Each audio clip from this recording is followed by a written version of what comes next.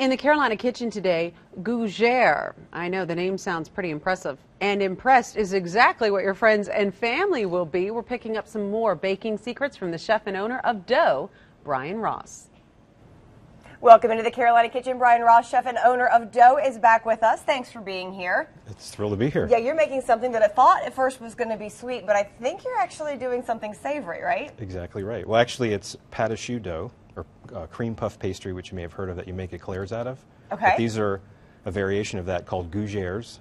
Gougeres. Yes, and it's that same cream puff dough, but with a little bit of seasoning, mustard, and Gruyere cheese, Swiss cheese. Okay. Step one, you're going to bring the milk and butter to a boil, and then basically once that's to a boil, you can turn that off. Okay. And then you add the measured amount of flour. In this case, it's 7 ounces. We add all of it at once, and then you just kind of stir it in quickly, and you get kind of a doughy paste.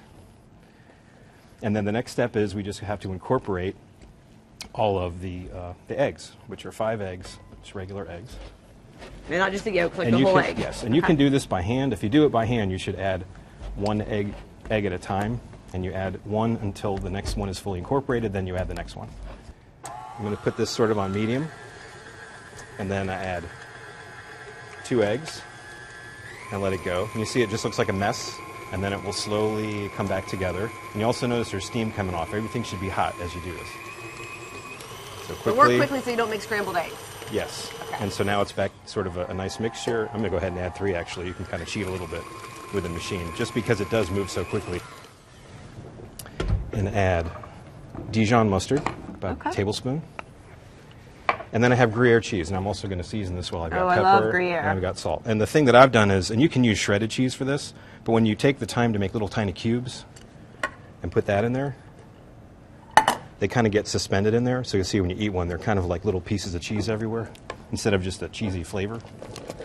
Makes about 24. Oh, wow. So in a pastry bag, and also if you don't have a pastry bag, you can use a nice big spoon or a small ice cream scoop, and just with a plain tip, nothing fancy, and just pipe little blobs basically. And then the one last trick you're going to do is take a bowl with some just tap water and dip your finger in and just kind of push that little piece down so they stay a little more rounded. They go into a 400-degree oven for 10 minutes.